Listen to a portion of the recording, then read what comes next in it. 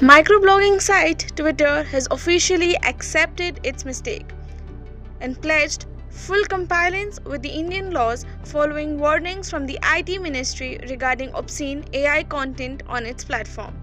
According to the government sources, around 3,500 pieces of content have been blocked and over 600 accounts have been deleted.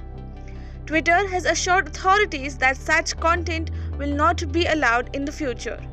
Earlier, the government had asked Twitter for details on the measures taken to remove obscene content linked to Grok AI and to prevent similar issues in the future. Twitter's response, initially considered inadequate, has now been strengthened to meet Indian regulatory standards.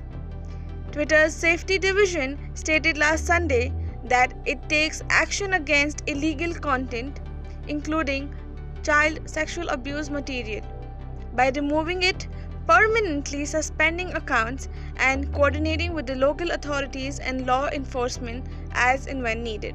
This move demonstrates Twitter's commitment to align with the Indian laws and ensure the platforms remain safe and compliant.